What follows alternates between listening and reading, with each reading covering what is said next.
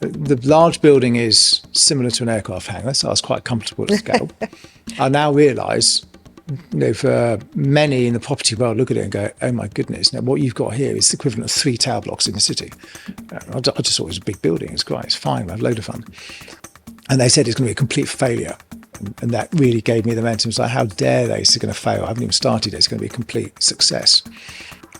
Billions of pounds of taxpayers' money was spent on the Olympic Park. This accelerated 50 years worth of regeneration in a decade. Gavin, does where you work affect how you work?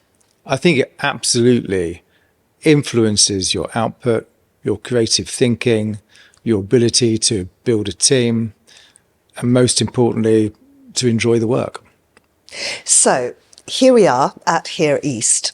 This place has become an absolute magnet for the ambitious, for the forward-thinking, for the creative. How did that happen? It's quite a long story now. I mean, it's been 14 years in the making. So it originally started from an idea of a gentleman who owned a data center company. And his idea was, I want a data center in the buildings. This is all about regeneration. I don't know too much about regeneration, but you're running a think tank all about social regeneration. So come and help me create a vision for this. And that's how literally it started, as I was leaving Westminster, having run a think tank for 4 years. And from that moment on, meeting sort of co-founders, my colleagues who started this together, it led to a vision, a pitch, winning a bid, getting the funding in place, getting new owners, getting it redeveloped, leasing the building, because ultimately we need tenants, and creating this remarkable facility, campus, ecosystem, cluster, whatever you want to call it, of now over 6,500 people spanning multiple sectors in the tech and creative industries. I've got to take you back because you casually dropped in Westminster there, and I know that you've had this incredibly varied career. Just take us through a little tour of it. Okay, so again, going all the way back, I joined the Royal Air Force when I was 18 years old. And the people who know me and know me well know that I kind of joined the Air Force to run away from the area I was living. It was a lovely area in the Fens, absolutely beautiful. But there really wasn't much there for me, and I wasn't particularly great at school. I kind of rebelled quite a lot. And it's very flat there. Very flat. I love flat, big skies, and lots of fun opportunities, probably too many fun opportunities. So I joined the Air Force as an apprentice, which enabled me, and I was very specific, that I wanted to be an apprentice. It gave me an engineering apprenticeship, a qualification that would allow me the opportunity to try and get to university. And my sister before me had gone to university, and we were the only two in our history of our family, many, many decades. No one else has been to university. So for us, it was really important to try and continue that. And so Air Force gave me that opportunity. It kind of instilled a bit more discipline into me. It unleashed something which I had within me, which I hadn't had the experience to really discover, called leadership. And that came out, not in an arrogant way. It was just, we were able to exercise it, train on it, practice it, put it into effect. So I got my apprenticeship, went to university, and then embarked on this amazing career in the Royal Air Force as an engineer. Everybody always says, oh, were you a pilot? No, I was an engineer. I did look at being a pilot. I was taken down to Devon, to RAF Givenagh, and flew for a week in the back of Hawk jets to see if I liked it. And at the end of it, I was asked, so, would you like to have the opportunity to be a pilot and put yourself through those tests? And I actually remember sitting down, saying to the squadron commander, actually, I've had a brilliant time. It's fantastic. I mean, who else gets to sit in the back of a fast jet, fly around North Wales for a week and do all sorts of things? But I said, I joined the Royal Air Force to be an engineer. I want to be an engineering officer. I would love to be a pilot, but I know I want to be an engineering officer. And it was like, brilliant. We need people like you to be engineering officers. It makes me feel safe flying one of these things. And off we went. So I had this amazing, remarkable career, and I did everything I wanted to do. I'd wanted to serve on the squadron, which was inspired me to join the Royal Air Force. The Harriers flying over my house as a kid. I served on number 1 squadron twice, once as a junior engineer, then as a senior engineering officer responsible for all of the airworthiness of the jets. I went to Northern Ireland, operated in and outside the wire in that environment. I went to sea. We took the jets back to aircraft carriers, had 12 months of sea time across 3 different carriers. In 97, Northern Arabian Gulf, off ground, ready for Hong Kong handover. And then I was lucky enough as a wing commander to go and command a wing with 4 squadrons, one of which was the bomb disposal squadron. So I qualified as a bomb disposal operator, which was absolutely phenomenal. Commanded my wing, which again was a period of transformation in the military, which was great, so a couple of thousand people. And then again, I'd always wanted to serve in a political office as an advisor and as an assistant.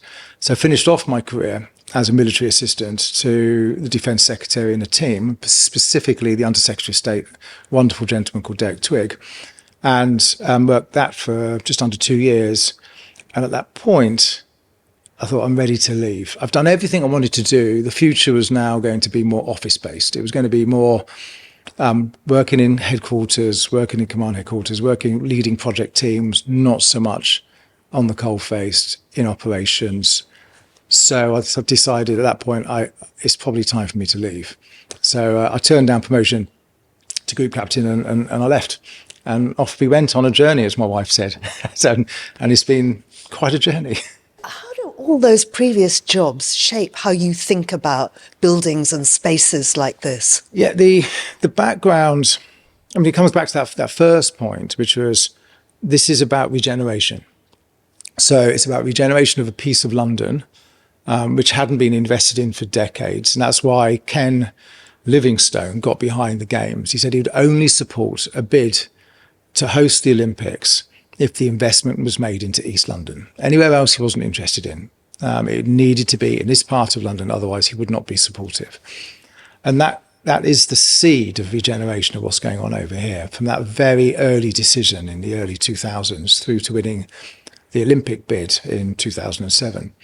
So for us, this is about how do we take these buildings and use the buildings as a physical vehicle for social change. And it all sounds very grandiose or cliched, but they literally are the enabler.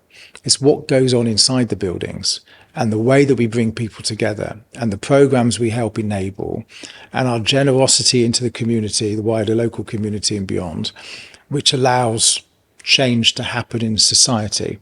And it could be change within schools, change within universities, a redirection of a business, a pivot, if you want to use that language. Or it could be, I have many letters down in my cupboard downstairs, just individual moments of change.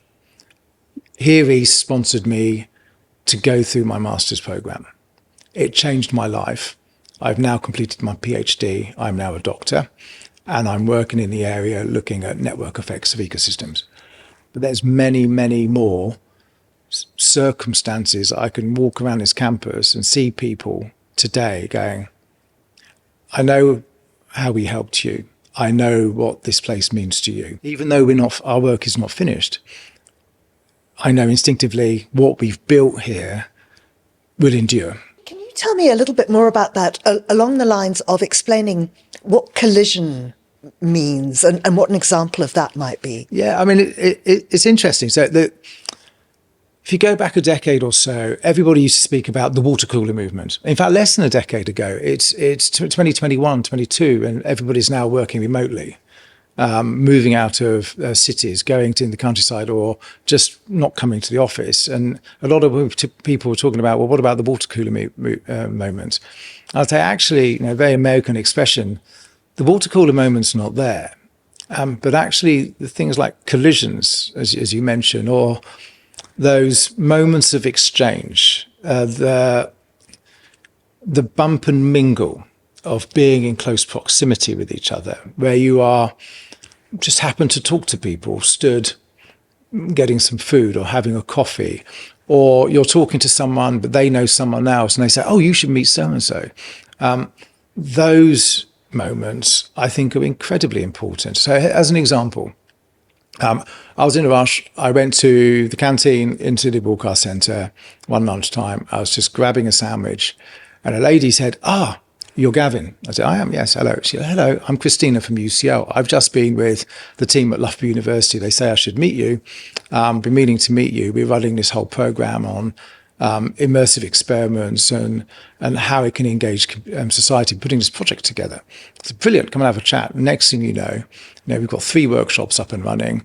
We've got one with the V&A, one with LLDC, and one with ourselves. We've now built a minimum viable product with how to gamify the Olympic Park in a cartoon style, using our shuttle bus as a vehicle to get people around, and our CEO, Mike McGann, as the bus driver, because I wanted them to characterise it. And that just came out of a sandwich and a chance collision because someone else had said, oh, you need to speak to Gav because actually he's got some ideas about all of this. Yeah.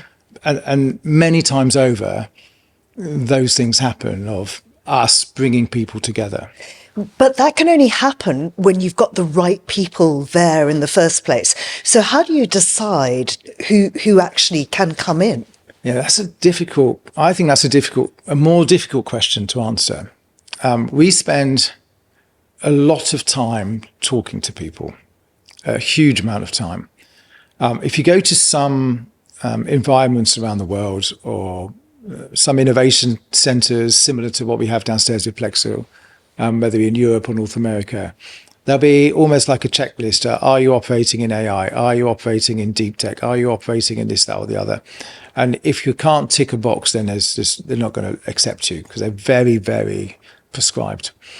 And we looked at that as Here East as a model and also the Innovation Centre and thought the prescription actually, I think, is damaging because what you don't have is the adjacencies. You don't have the crossover technologies, which you probably don't realise at the moment. And there's this whole narrative at the moment now around convergence of different sectors. And so if you haven't got all these different sectors alongside and you're artificially creating, being stovepiped, you're going to miss out on this convergence. So for us, how do we select people? It's generally, do we believe in what they're trying to achieve? Is the product viable? Is their business model stacking up? I mean, clearly we've got big businesses here, global businesses like Ford Global or Sega or Electronic Arts or others. So for us, it's what are you going to do here? Are you willing to contribute to the community? Are you open to collaboration? Will you participate when we have our termly C-suite get-togethers to people to talk about what their businesses are up to and other opportunities? And things come out of those meetings because people just say, hey, we've got this amazing battery factory we're building up in Manchester, or we've got this amazing low energy zero, low carbon factory looking at modular homes. Who wants to come and have a look? It might be relevant for some of the things you're doing. And those type of discussions take place. And only through us determining, are they going to be open to that type of working? Otherwise, you end up with people just taking an office and their team will come in the morning, go home at night and not participate. And that's not what we want. And then how do you go about then? And you've now got all these talented people here, but you don't want them working in silos. And what you're trying to do is create this genuine ecosystem, I suppose. How does that happen? Yeah, it's hard work. You can say it doesn't happen by chance and it doesn't happen on its own. There's an element of it which it does. And the person I mentioned earlier that got a master's, got a PhD, and she's doing her whole thesis and her research follow-up on that area. As it does happen, and in fact, Andrew and I used to sit down saying, we know who we have brought together. We know who we have made introductions to. I wonder what else is going on that we don't know about. And there was a huge amount, actually, a huge amount. So I think the catalyst of it all, though, is we're here. And we'll come back to the future of work and, the actual being present in an office, is we are here. I can walk through the yard. I can walk through the buildings. I can talk to people. We can bring people in. We can bring interesting people for the talks programs that we run in the event space, the Future Is programs. And the convening power, bringing people together and looking at the opportunities to people to work together. So we're kind of like we're conductors of an ecosystem, and it's that spending time, making time, I think is really important. I think one of the key things you can do in an environment like this is not rush. is giving yourself that 5 minutes that if you are grabbing a coffee, expect that you're going to probably have a conversation with someone and you've got time for that conversation, or you make time for that conversation. Or if someone like me or Mike or whoever just drops an email and says, hey, these people have landed on campus. We think there's some real merit that you should meet. I think there's a real opportunity here. The chances are they will meet because we've made the introduction. A random, message from like a LinkedIn platform or something else going, do you want to meet up? I'm here. Probably not going to cut it, but that personal connection, because they know we know them and they know we know the other party. And therefore, we've applied some thinking towards it and it's worked. And there's loads of stories of collaborations that have come out of that. Give us an example. Well, I think, in the early days of Sports Interactive arriving here, they've got the biggest database of footballers in the world. And, it's how they shape Football Manager. And we have the sports technology team at Loughborough University based here on campus. And all of a sudden, you put the guy who was running that at the time, James, was like, we would love to talk to them about how we could think about the research that we could do within that database. Next thing you know, they've got a research program and a sponsored PhD running. Ford, in the early days of Ford being here, they were looking at tracking electric vehicles. And this is early, this is like 14 years ago or 12 years ago. How do we monitor and how do we track the use of electric vehicles, and where are all of the nodes that need support to electric vehicles around the city? And they said, we've got all these vehicles which we can track, but we just don't know how to make sense of all of this data. I said, well, meet Signal Noise. They're based here next door to you. We go and meet the founders. It's a small startup. And within 4 weeks, next thing you know, they've done all the visualization, they've made a film and they've put it together. That's fantastic. Those sorts of things are really, really powerful. And there's actors supporting Hawk London coming out of the acting academy in LMA, or there's voiceover actors and actresses pitching to do our films, or working with a game studio who's creating a cutting edge new film game in a film format, and now performing in their motion capture studio. So all of these things come together because we're sort of joining the dots. It's fantastic. So create at scale is a fantastic tagline, but it's much more than that. It's a mindset, isn't it? Yeah, well, I mean, I'm talking about is that we create a range of opportunities here, and we're doing it in a scale. I hate using the word ecosystem, because in the commercial real estate world, too many people use the word ecosystem. And actually what they mean is just a cluster of buildings that have got some interesting people all together, they don't talk to each other.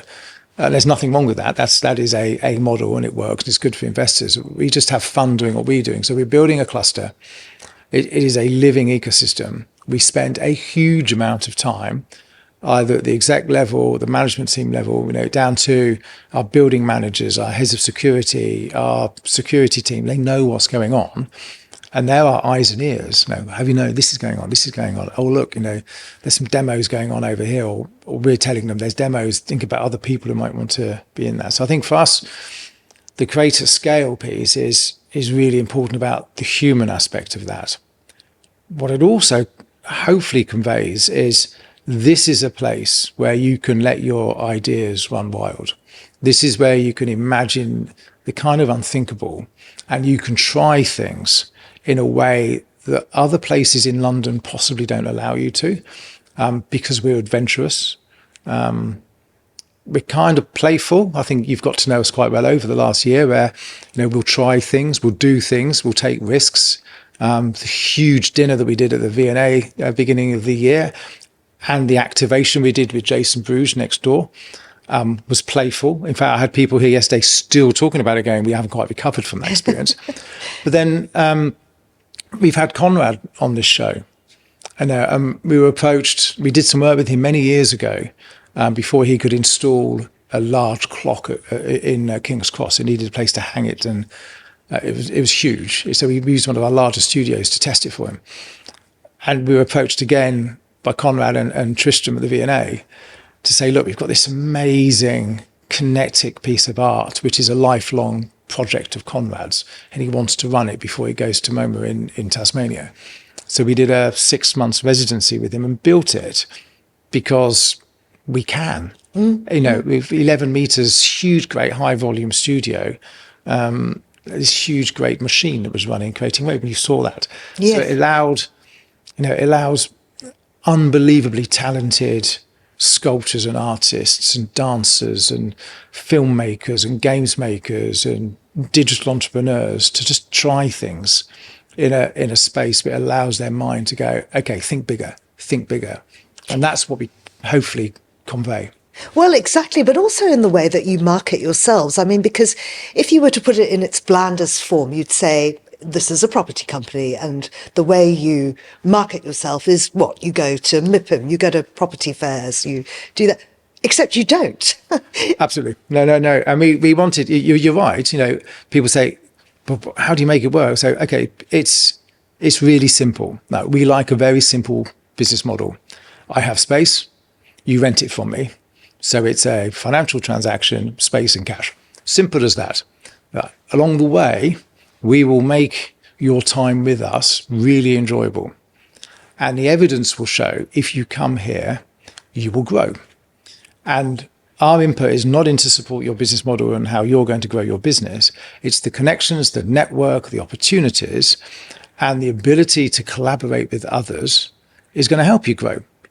And how do we know? Well, we had Oxford Economics run a model for us and ask a whole load of questions of all of our tenants. This was about 2 years ago. And they put in the question without us knowing, because we wanted it to be all hands off so they can be completely data pure and they can stand behind it and say, no, we did all this work. There wasn't actually any marketing bias.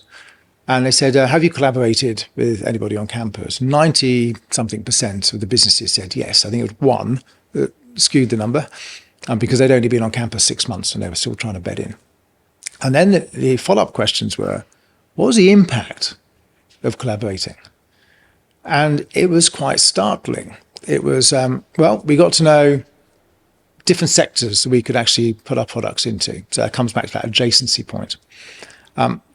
We increased our revenue as a result. And then we increased our headcount. So you look at it and go, well, there's a model for growth. And of course, what's happening in our economy at the moment is how do you grow? Yeah. So we were looking at, okay, how about these active collaborations? How about bringing all these networks of people together? Because it does bear fruit. And I think that's, for us, is really important to be able to make sure that, they create the scale bit is they're going to scale. We have fun along the way, but they're profitable. They have better revenue, which means less distressed businesses, which means back that agricultural business model, which is they just pay me money for the space they have. And it means they have more headcount, which ultimately, if you go into a property world, also means they might want some more space. And we've seen that a lot here as people grow. Yeah. Just back to the idea of property fairs, which would be the traditional way to market something like this. Yeah. You chose instead, and continue to choose, to go to places like South by Southwest. Mm-hmm. Tell me why and what that brings to it. So when we launched, originally we were called iCity as a brand. It was a bid name just to capture attention, to make it, at the time, focus on technology and also being not just a building, but more of a community. But we knew we needed to change the brand. So we rebranded to Here East. And as part of the rebranding process, it's like, well, we can't just sort of change the name, change what we stand for. What we stood for is the same. Our vision, our principles, the 4 drivers were very much rooted in the new brand as well. But the name and the principles behind it in terms of the messaging all changed. And we said, well, where do we talk about this? Where can we go? If you go to MIPIM or if you go to Reef, whatever, it's the same. And it was our digital agency, we're working with Poke. Their co-founders said, we're pitching this into the creative industries and the technology sector. And they gather each year in Austin, Texas. So we should go to Austin, Texas and do something like a fringe event or something a little bit underground, launch the brand in a way that no one else has ever done, be a little bit disruptive. And I hated the word at the time. But let's go and do a bit edgy. Let's go and do something. Like, great, let's go and do that. And that's what we did. And people couldn't understand what we were doing over there. But we had these remarkable moments where you could get to talk to some of the world leaders in tech companies. You could talk to musicians and filmmakers. And we had 30 minutes talking to Jarvis Cocker about what we were doing because he dropped in. It was a remarkable sort of 4 or 5 days we were over there. And that set the principle, which is we'll go where others don't, because actually what we want to talk to are the people who are going to work here or study here or come here. It may not be the agents that will bring people here. We'll do that separately. But we wanted a grassroots, bottom-up approach of let's get the noise going so that they could be talking to their leaders, their business founders, going, have you seen what these guys are doing over here in East London? If you think about East London, have a look at the park. It's not on the map yet, but just understand what they're doing. And by the way, look at this film with this robot they've created. It's phenomenal. And it's talking about us. They're describing us. It's a place for us all. We're all makers. We're all making these amazing products and companies. It's us. And that's what we set out to achieve. And we've stuck by that. We've been going back pretty much every year since. Not just for a place where we launched our brands, but I genuinely believe it's one of those conferences where you can sort of get a chance to peer over the edge of the future and go, what is coming my way? How do we prepare for it? Not just as an individual in society, but back to the business from a real estate point of view. What do we need to have here ready to capture that?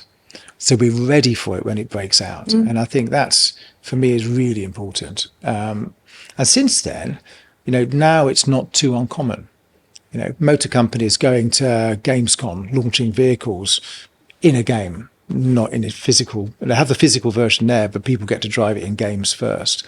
Things like that are kind of new ways of doing product launch, product development, brand identification. And so I think we weren't leading the way, but it was definitely something that we look at now and go, okay, we were pretty early on that. And you keep mentioning this word community, and I wonder how much you're seeing people choosing community and ambition over, I suppose, cost and convenience.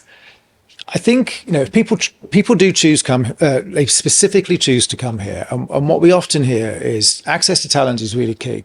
We come here to East London, and of course, come to East London. There's loads of places they can go to, but they come here because there's this campus feel to it. It's on a beautiful Olympic Park. It gives a lot of the younger people want access to all the amenities that we've got in this location. But what they also like to be is part of something which they can identify with. They can talk to the universities, they can look at the projects, they can speak with the team at Loughborough who run collaborative projects. You get access to master students to help you solve problems. You can look at the future of product design and development out of the UCL team with their MAKE program.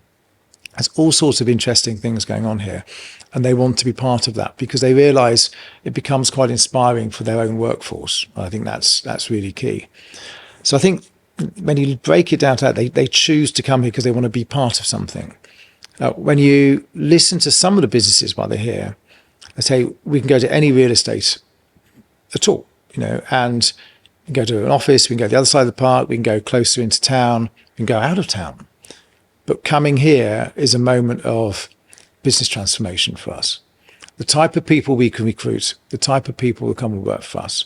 Coming to here East is a statement choice that we're choosing to be part of this campus around tech and creative industries. And it says who we are. It says a lot about who we are. And therefore, we're quite attractive to future talent.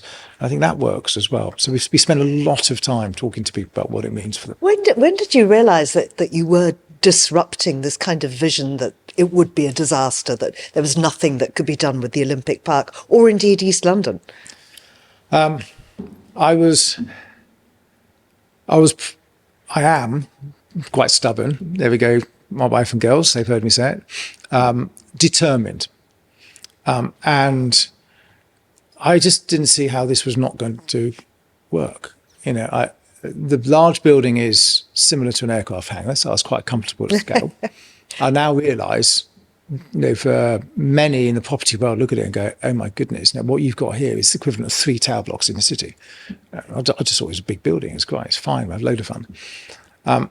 We had a report written by the Centre of London at the time, 2 people. It was called The Tale of Tech Cities, contrasting what was going on in Shoreditch, what could happen in the Olympic Park. This was in 2012-13. We just won the bid. We were in the process of setting up all the contracts. And they said it's going to be a complete failure, at which point, I had the right of first response at the event and said, I think that's completely wrong. And that really gave me the momentum. It's like, how dare they? It's going to fail. I haven't even started it. It's going to be a complete success. And true determination. We will not let this fail. My poor wife, I trashed a 40th, trashed a 50th, trashed too many wedding anniversaries because of determination to make this succeed. Packing up the car and the holiday with her and the kids on a 40th so we can get back to London to sign all the documents. Is still reminded to me every year. So, but it's that determination and stubbornness, which I think most, will I call myself an entrepreneur? I suppose so. But most visionaries, here we go on a visionary podcast, most visionaries have that, no, there's got to be another way. We are not going to fail. We will keep on going. We've lost that letting, but don't worry, there's 2 more we can go for. Billions of pounds of taxpayers' money was spent on the Olympic Park. This is a private sector business. This is all our money that we've had to raise, and investors' money and the bank. But in the park and the region, as a regeneration exercise, billions of pounds, it won't fail. It's accelerated 50 years worth of regeneration in a decade. It's made an incredible impact. So therefore, this is always going to have the benefit of that momentum. I always say it was the best marketing campaign that we could have ever asked for, which is the Olympics, to get this place on the map. And then when you go overseas, it's a really easy sell. Where are you? London. Whereabouts in London? East London. That's where all the cool kids and the tech guys are. Yep, that's where we are. Whereabouts? On the Olympic Park. Got it. Simple. You don't have to say anything to anybody else. Yeah. They know straight away. You don't have to say, I know, I'm in. If I say any area, people go, why have you picked another? I'm in Camden or, in wherever, West London. Or whereabouts? Where is that near where? That's it. 3 things. London, East London, Olympic Park. And it's an immediate reference point. So successful. So as someone who's done it, what advice would you give to leaders who want to create at scale? Don't do it. No, I'm joking. I often get asked this question, what are the lessons you've learned? We've just been speaking about vision. So I have a very clearly defined vision, but it is wide enough to allow you not to be trapped. So, we were very specific. It's technology and creative industries, the sectors. Technology because of what was going on in Shoreditch at the time, the growth of Tech City back in 2010 to 2014, under the Cameron Osborne coalition government at the time. But the creative sector, because we are literally across the canal from Hackney Wick, which was this vibrancy of creative spirit, studios, and this intersection of tech and the creative sectors already there. And that allowed you to then, you could be doing robotics, or we could be doing computer games, or we could be doing fashion, or we could be doing esports. We've got automotive and the future of electrification and the first e-scooter trials way before they first rolled out across the nation. Or Richard Browning coming here in his jet suit, Gravity Labs, before he went massively public, flying around our yard in it. So for me, it's about having a true vision, which you can stand behind and you can pursue. And I think that's really important. The second thing is, and there's always a danger with this, is, are your values going to be running through that business? Is it going to be something that you are going to be absolutely passionate about? Particularly since this is a regeneration exercise, as I said. Are you able to stand behind it for, I've almost a decade and a half doing this now, and still be able to get out of bed, travel across London, come into the office, meet members of the community here east, the community in the boroughs, the London community, the international community, and talk about why do we do this? And we do it to make this part of London more prosperous, to lift people's ability to have good jobs, to upskill, to provide better education, to bring a better quality of job into the area because they weren't here. The jobs were here, but these are better, higher quality jobs which are here, accessible to the community. Are these things, are these values going to stay? Or are you just going to see it as, let's just rack it up, fill it up and sell it? And I think if you can hold the values into the project, coupled with the vision that you want to pursue, then it will be very successful. What comes next? That's the big question, because actually we're not finished here yet. You know, every day is something different. Every day something happens, or people rock up, or a new business or a new venture or a new sector bursts onto the scene. I mean, 5 years ago, AI was out there, but now look at what's going on and some of what the team are doing in Plexel downstairs with the AI security and research labs. There's always something new. So we're not finished. You know, we've got 1 million square feet here. We're not full up. You know, we're close to 80% let at the moment. But that still means we've got 200,000 square foot of amazing studios and offices. We've got some really interesting people coming and touring, and terms flying around. And could we do this for the studios, or could we do that? So there's a whole range of new, pioneering, frontier technology sectors which are interested in this part of East London, which we're pursuing. So our work isn't done. And people say, "Oh, you're going to go and do this again?" I think my wife would kill me if I said yes. but I think there's definitely what I've learned along this journey is we can help others do this. We don't necessarily need to do it ourselves. We can provide advice. We can provide guidance. We can, just doing these types of conversations. I always say there's a book in everybody. Is there a book in? I don't know. We're not going to make loads of money, but I'm going to capture stuff and put it down in writing that people can use. So I genuinely don't know. A lot of my friends always joke saying, well, you were a military officer and an engineer, and then you did bomb disposal, and you had 3 years in the nuclear weapon program doing all sorts of strange stuff. And now, then you did politics, and we all thought you were going to be a politician. And now you've been commercial real estate, but it's not quite commercial real estate, but it is. And now you're a technologist in creative industries, a lot about games and film industry. And what is next? I just don't know. But what I'll say is it will be fun, and I'll make sure it's fun, whatever it is. I don't doubt it for a second. Gavin, thank you so much. Thank you.